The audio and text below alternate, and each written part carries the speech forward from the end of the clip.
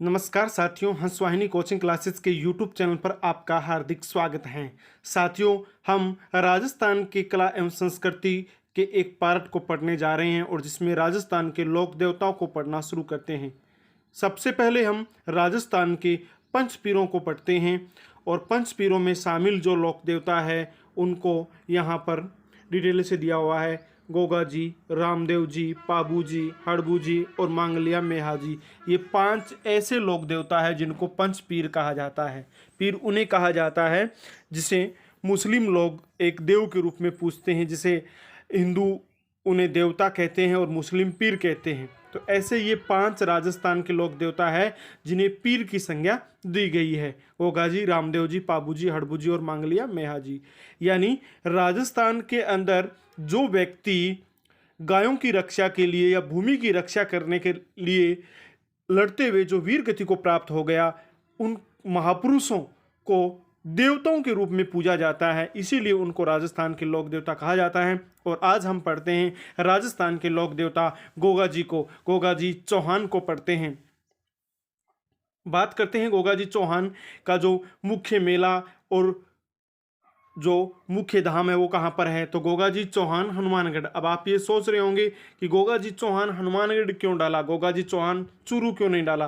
तो गोगा जी चौहान का जन्म तो चूरू में हुआ था, लेकिन उनकी जो मुख्य पीठ है, जो उनका मुख्य मंदिर है, वो गोगा मेडी हनुमानगढ़ के अंदर है। तो बात करते हैं लोक देवता गोगा जी चौहान की। गोगा जी चौहान के पिता का नाम जेवर सिंह था और माता बाछल दे थी। इनके गुरुदेव का नाम गोरखनाथ था और इनके घोड़े का नाम गोगा बापा था। जन्म स्थान ददरेवा चूरू के अंदर है, चूरू की राजगढ़ तहसील का ददरेवा गांव। इनका जन्म विक्रम संवत 1003 ईस्वी को भाद्रपद कृष्ण नवमी को हुआ था। आगे बात करते हैं हम लोक देवता गोगा जी के बारे में। इनकी पत्नी का नाम था केलमदे, जिसे मैनल भी कहा गया। और ये केलमदे कौन थी? कोलूमंड के, यानी कोलूमंड फलोदी, और फलोदी कहाँ पर है? जोधपुर में। यानी जोधपुर जिले की फलोदी तहसील के कोलूमंड गांव के बूढ़ो जी की पुत्री तथा लोक देवता पाबूजी राठौड़ की भतीजी। यानी केलमदे कौन थी? यानी केलमदे जो पाबूजी राठौड़ हमारे राजस्थान के लोक देवता जिनका हम अध्ययन करने वाले हैं, उनकी भतीजी थी और बूढ़ो जी की पुत्री थी। तो बूढ़ो जी और पाबूजी दो भाई थे। तो बूढ़ो जी की पुत्री थी केलमदे, जिसे मैनल भी कहा गया है। और ये कोलूमंड, कोलूमंड कहाँ पर है? फलोदी, जोधपुर। अब आगे क्या कहा गया? लेकिन विवाह से पूर्व केलमदे को सांप ने डस लिया। तब गोगा जी ने मंत्र पढ़े, वह नाग कड़ाई में आकर मरने लगे। तब स्वयं नाग देवता प्रकट हुए और केलमदे के जहर को निकाला तथा गोगा जी को नागों का देवता होने का वरदान दे गए। इसलिए सर्पदंश के इलाज हेतु, सर्पदंश हेतु नहीं, सर्पदंश के इलाज हेतु गोगा जी का आह्वान किया जाता है। तो आप जान गए होंगे कि केलमदे को पहले सांप ने डस लिया था, गोगा जी ने मंत्र पढ़े तो सांप स्वयं नाग देवता प्रकट हुआ और उसने उस केलमदे का जहर खींच लिया। आगे हम बात करते हैं लोक देवता गोगा जी के बारे में। इनके उपनामों की हम बात करते हैं। उपनामों में सांपों के देवता, गायों के रक्षक, जाहर पीर, गोगा पीर, गोगा धनी, नागराज का अवतार है। इन नामों से गोगा जी को जाना जाता है। और गोरखनाथ जी के आशीर्वाद से गोगा जी का जन्म हुआ, इसी कारण ये गोगा कहलाए। गो का मतलब गोरखनाथ और गा का मतलब होता है गायों का रक्षक। आगे बात करते हैं कर्नल जेम्स टोड के अनुसार। कर्नल जेम्स टोड जो इतिहासकार हुए थे, भारत के इतिहासकार, या यूं कह सकते राजस्थान के महान इतिहासकार थे। कर्नल जेम्स टोड के अनुसार गोगा जी ने मुस्लिम आक्रांता महमूद गजनवी के साथ अपने 47 पुत्रों एवं 60 भतीजों सहित युद्ध किया और गायों को मुक्त करवाते हुए वीरगति को प्राप्त हो गए थे। ये बात किसके अनुसार है? इतिहासकार कर्नल जेम्स टोड के अनुसार है। कर्नल जेम्स टोड क्या कहते हैं कि गोगा जी एक मुस्लिम आक्रांता महमूद गजनवी के साथ युद्ध करते हुए अपने पुत्रों और भतीजों सहित वीरगति को प्राप्त हो गए थे और ये युद्ध उन्होंने गायों की रक्षा के लिए किया था। आगे बात करते हैं हम गोगा मेडी। गोगा मेडी जिसे धुर मेडी कहा गया है, यहाँ वीर गोगा जी का शरीर युद्ध करते हुए गिरा था। यहाँ आज भी इनकी समाधि स्थित है। ये स्थान राजस्थान के हनुमानगढ़ जिले के नौर तहसील में है। यहाँ पर प्रसिद्ध गोरख तालाब भी स्थित है। गोगा जी ने 11 बार मुसलमानों से युद्ध किया था गायों की रक्षा के लिए। गोगामेडी के चारों तरफ जो जंगल है, जो गोगा जी की मणिरोपण एवं जोड़ के नाम से पुकारा जाता है। यानी गोगामेडी के चारों तरफ जो जंगल है उसको मणिरोपण या जोड़ के नाम से, वो भी किसका, गोगा जी का पुकारा जाता है। आगे बात करते हैं लोक देवता गोगा जी के बारे में। गजनवी द्वारा ही गोगा जी को जाहर पीर यानी जिंदा पीर की संज्ञा दी गई थी। यानी महमूद गजनवी ने ये कहा था ये तो जाहर पीर है, यानी ये जिंदा पीर है। मतलब पीर बहुत खतरनाक होता है, उसमें शक्ति होती है, लेकिन वो मरने के बाद होता है। और यहाँ पर गोगा जी जीवित थे और भयानक युद्ध कर रहे थे, इस कारण गजनवी कहते हैं कि गोगा जी तो जाहर पीर हैं। दूरमेडी गोगामेडी हनुमानगढ़, इसका निर्माण बात करते हैं हम। दूरमेडी गोगामेडी हनुमानगढ़, इसका निर्माण फिरोज शाह तुगलक ने करवाया था। ये मकबरे नुमा निर्मित है। यानी कैसी है, मकबरे नुमा निर्मित है, जिसके मुख्य द्वार पर बिस्मिल्लाह शब्द लिखा हुआ है। दूरमेडी का पुनर्निर्माण बीकानेर महाराजा गंगा सिंह ने करवाया था। दूरमेडी का पुनर्निर्माण बीकानेर महाराजा गंगा सिंह ने कराया। तो पहले क्या कहा गया है कि फिरोज शाह तुगलक ने इसका निर्माण करवाया था, और ये किस नुमा था, मकबरी नुमा था, और मुख्य द्वार पर बिस्मिल्लाह शब्द लिखा हुआ था। और फिर दूरमेडी का निर्माण बीकानेर महाराजा गंगा सिंह ने करवाया। उस वक्त चूरू, हनुमानगढ़, गंगानगर और बीकानेर, ये बीकानेर राज्य के अंतर्गत आते थे, और बीकानेर के महाराजा थे गंगा सिंह, जिन्होंने ये कार्य करवाया था। आगे हम बात करते हैं वर्तमान में पूर्व मुख्यमंत्री वसुंधरा राजे द्वारा 2015 ईस्वी में इसे पर्यटन स्थल का दर्जा दिया गया तथा इसे दक्षिण भारत के वेंकटेश्वर मंदिर की तर्ज पर तैयार किया गया। यानी दक्षिण भारत के वेंकटेश्वर मंदिर की तर्ज पर तैयार किया गया, जिसके लिए 15 करोड़ रुपए का बजट जारी किया गया था। यानी बड़ा शानदार ही मंदिर बनाया गया है। जब भी आपको समय मिले आप गोगामेडी हनुमानगढ़ में जरूर विजिट करना और गोगा जी चौहान के दर्शन करना। यहाँ प्रतिवर्ष गोगा नवमी को गोगा जी का मेला लगता है। ये राज्य का सबसे लंबा पशु मेला है, जो भाद्रपद महीने में लगता है। यानी भादुए के महीने में, अपनी राजस्थानी भाषा में जिसे कहते हैं कि भादुए के महीने में ये गोगा जी का मेला लगता है। और ये राजस्थान का सबसे बड़ा मेला है और सबसे लंबा पशु मेला है। आगे बात करते हैं हिंदू मुस्लिम एकता एवं संस्कृतियों के आपसी समन्वय की दृष्टि से गोगा जी का विशेष महत्व है। यानी हिंदू मुस्लिम एकता एवं संस्कृतियों के आपसी समन्वय की दृष्टि से गोगा जी का विशेष महत्व है। गोगा जी को हिंदू और मुस्लिम दोनों ही मनाते हैं।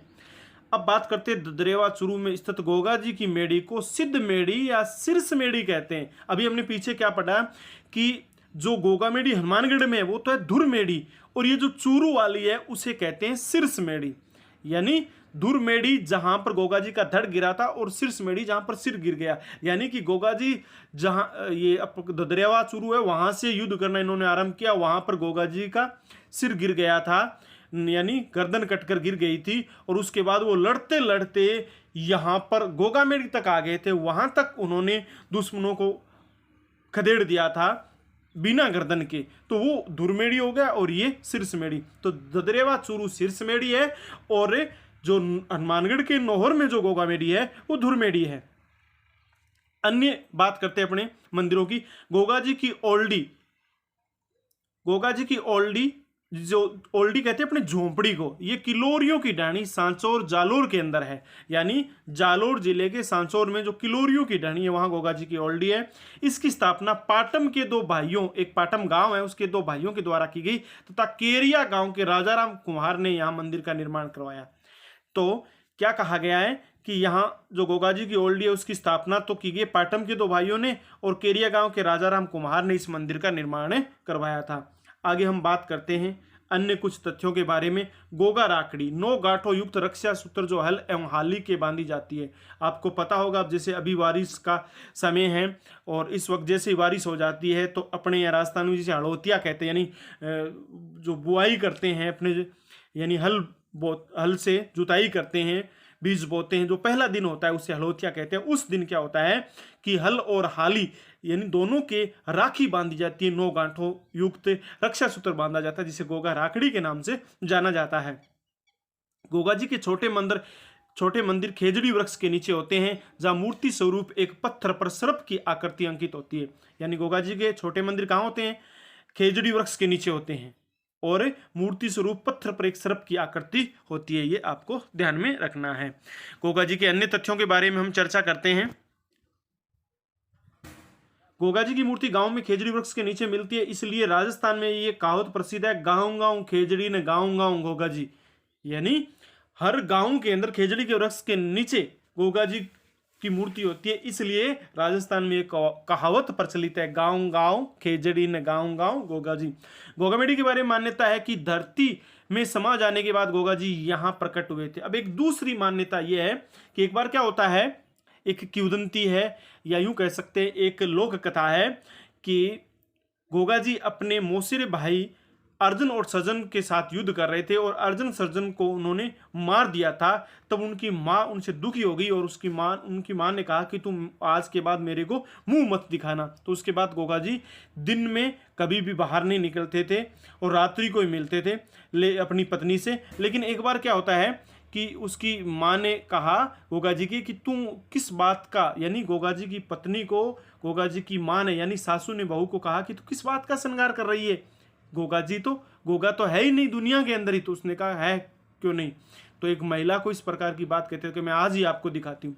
तो जैसे ही शाम का समय हुआ गोगा जी आए तो गोगा जी की पत्नी ने गोगा जी की माँ को बताया कि ये दो। तो इस वक्त गोगा जी की माँ ने कहा कि तुम इतना कठोर हो गया कि अपनी माँ को दर्शन नहीं देता, अपनी माँ से नहीं मिलता। तो गोगा जी को शंका हुई और गोगा जी उसी वक्त जमीन के अंदर धस गए और उसके बाद वो गोगामेडी में प्रकट हुए। तरह तरह की मान्यता है, आगे चलते हम। गोगा जी के उपासक नगाड़ा या ढोल बजाकर नाचते हैं। नाचने वाले अपने सिर और पीठ पर लोहे की मोटी जंजीर भी मारते हैं। घरों में गोगा जी की पूजा के समय मिट्टी का घोड़ा बनाया जाता है। दहुजा जी ने नेजा सफ़ेद और काले रंग की होती है।